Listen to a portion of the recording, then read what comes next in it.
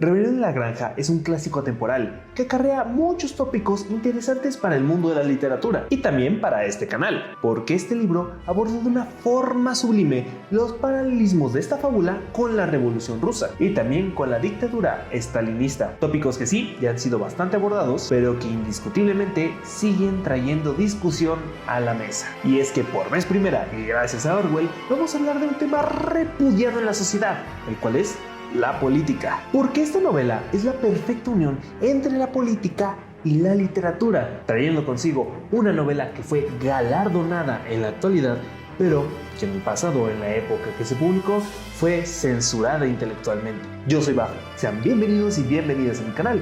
No olvides suscribirte, darle like y comentar, porque yo sé que este es un tema que trae bastante discusión, así que ponte cómodo o ponte cómoda, porque nos vamos a ir a una granja en Inglaterra, donde su lema es que todos los animales son iguales, aunque hay unos animales que son más iguales que otros.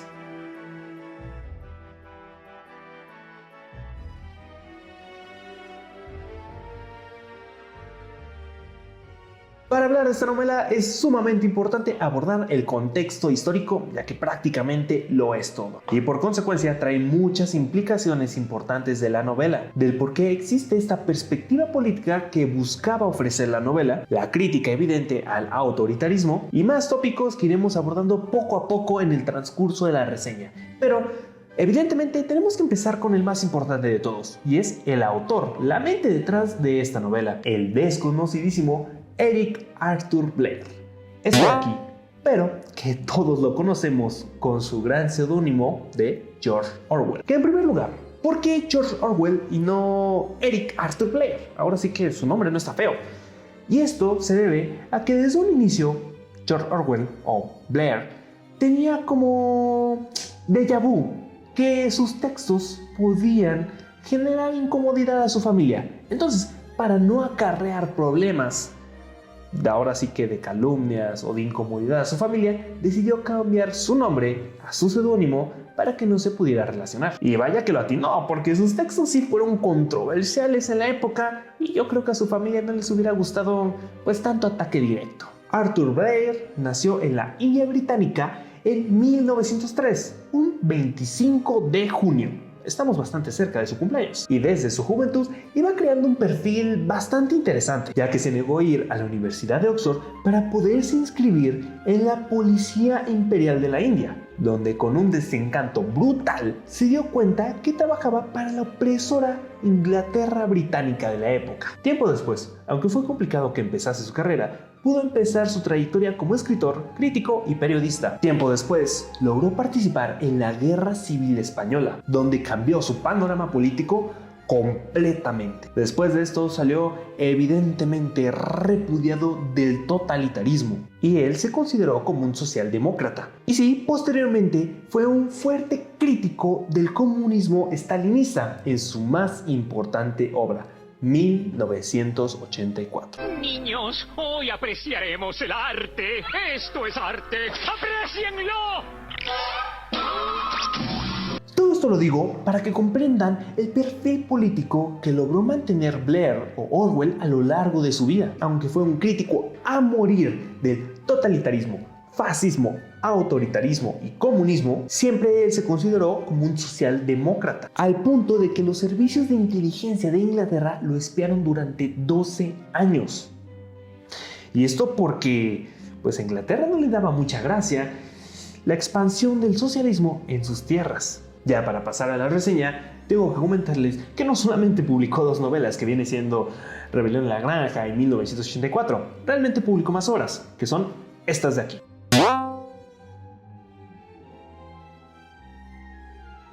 Como también destacó como periodista y donde narra sus memorias de guerra en estas novelas de acá. Ahora sí, vámonos a la reseña. La historia nos sitúa en una granja en Inglaterra que se llama Granja Solariega, en donde el señor Jones es el dueño. Pero lo que antes había sido como un granjero ejemplar, pasó a ser al peor de los jefes o al peor granjero gracias al vicio del alcohol. Y descuidaba de tan fuerte manera a los animales y a la granja en general. Los tenía malnutridos y en pésimas condiciones. Pero todo cambió cuando la Nación del Fuego atacó. Que todo cambió cuando el animal más viejo, un cerdo llamado el comandante, reunió a todos los animales porque les quería contar una visión que tuvo en un sueño sobre el futuro de la granja. Un futuro en donde la granja era por y para los animales y donde evidentemente no tenían que seguir a ningún humano inútil que no hacía más que gastar los recursos que los animales se esforzaban por dar y brindar. Esto lo dijo con el siguiente discurso. Recordéis siempre vuestro deber de enemistad hacia el hombre y su manera de actuar. Todo lo que camina sobre 2 patas es enemigo.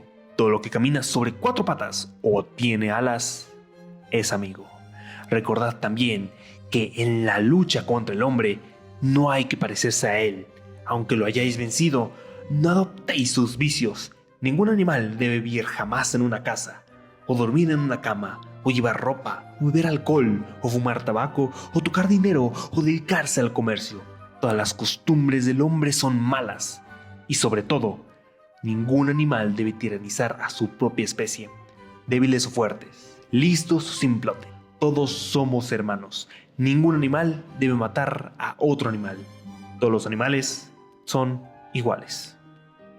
Estas palabras evidentemente conmueven a todos los animales por la veracidad de sus letras. Seguido de esto, el comandante les canta una canción conocida como Bestias de Inglaterra, que es esta de acá.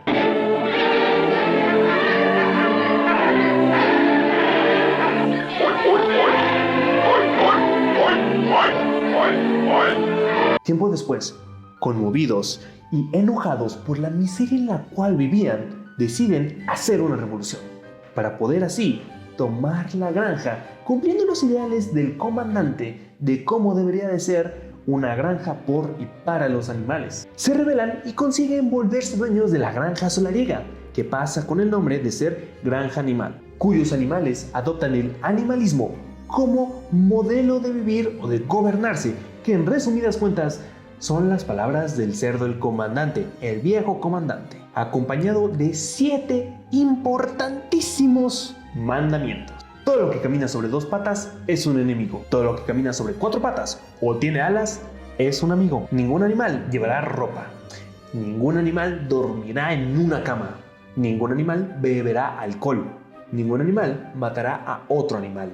Y la más importante de todas, todos los animales son iguales. Y quiero que presten mucha atención a este 7º mandamiento. Después de la rebelión es donde destacan los cerdos, que se vuelven líderes de la granja, conocidos como Napoleón y Bola de Nieve. También tenemos otro cerdito llamado Chillón, siendo estos los cerdos más importantes del libro porque no son los únicos, pero sí los que se vuelven más relevantes a lo largo de la historia. Dichos cerdos se vuelven los líderes de la granja, ya que tanto por ellos como por el resto de animales son considerados los más inteligentes. Entre otros animales tenemos a Boxeador y a Trébol, un caballo y yegua respectivamente, que destacan por su vigorosidad y su resistencia al momento de trabajar. Que entre otros muchos animales también habían ovejas, palomas, vacas, gallinas y perros. Pero entre todos esos animales destaca mi personaje favorito, un burro, un viejo burro llamado Benjamín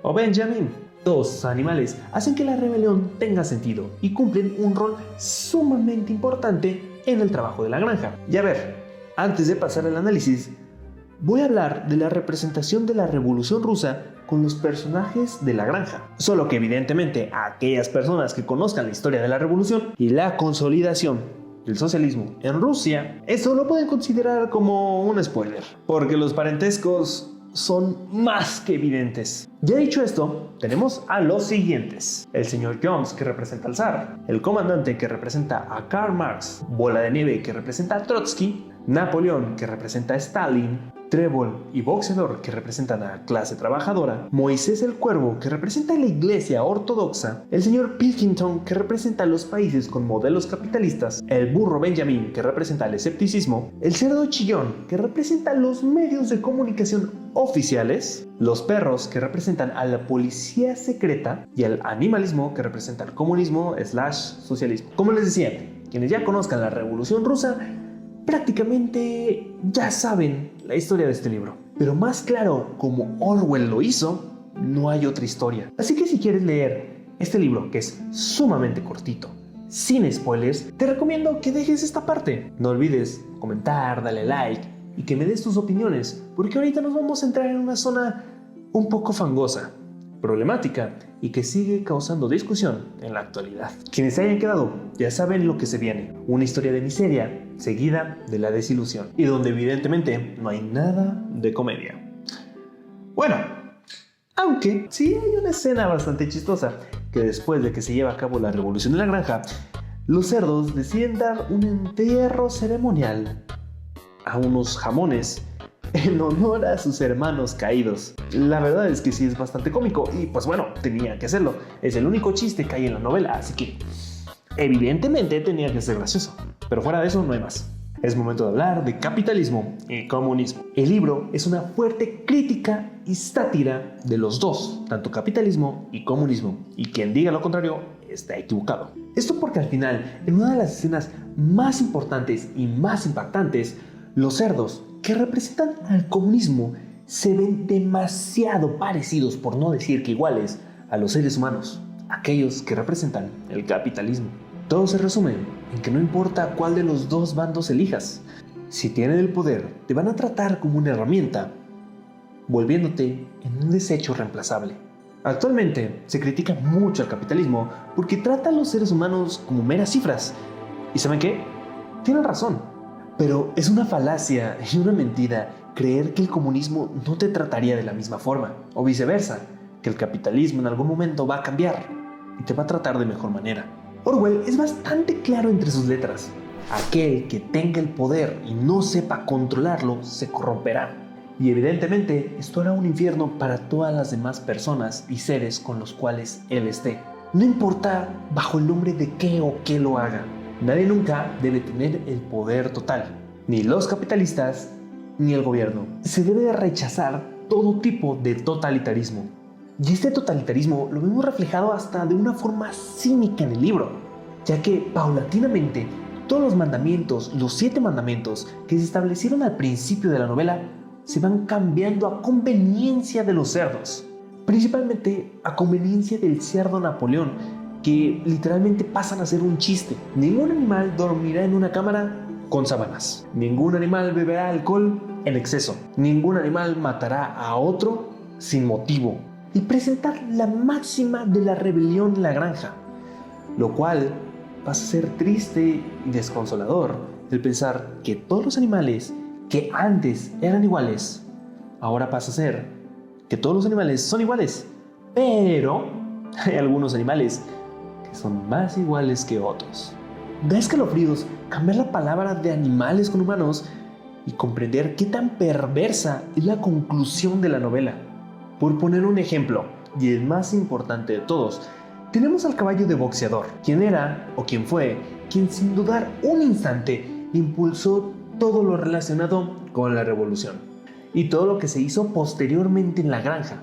Era quien constantemente hacía el trabajo más duro, más pesado y quien solicitaba menos descanso, llegando al punto de que toda su vida la pasó trabajando y siendo explotado. Su pecado, o de lo único que pecaba, era que no era inteligente, y eso le cobró muy caro, ya que a consecuencia de esto le ocurrió una muerte terrible, ya que cuando estaba rendido, sus músculos, sus articulaciones ya no podían rendir más, no se podía parar otra vez, ya no podía trabajar, y evidentemente ya era un caballo bastante viejo. Los cerdos lo mandan al matadero para beneficiarse económicamente de su muerte. ¿Se acuerdan cuando les dije que el burro Benjamín era mi personaje favorito? Un burro que es cínico y apático. Me gusta creer estas dos teorías que inventé, que no sé si alguien más las haya pensado de la misma manera que yo, pero que se las voy a compartir porque a mi parecer tienen bastante sentido.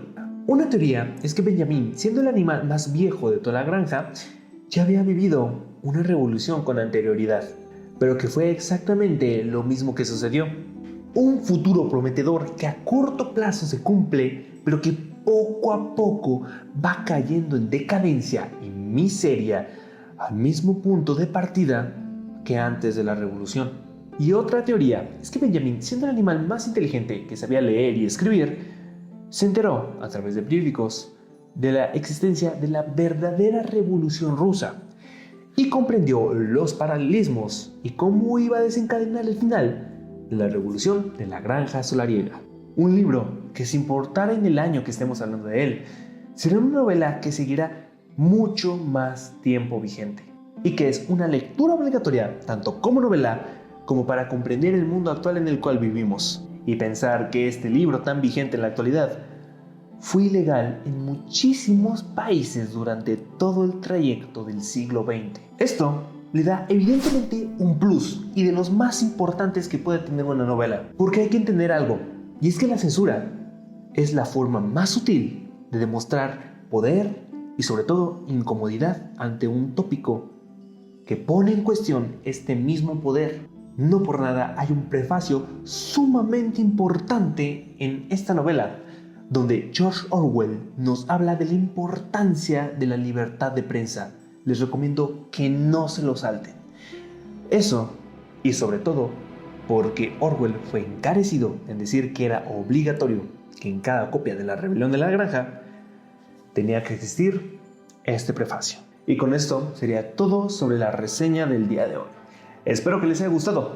No olviden darle like, suscribirse y comentar. Yo sé que este libro es bastante polémico y tiene mucho tema de discusión, así que les invito a que compartan su opinión, pero de la forma más respetable posible. Y también, si les gusta, otra reseña que les gustaría que yo hiciese. Así que muchas gracias por llegar hasta aquí y nos veremos en otra ocasión.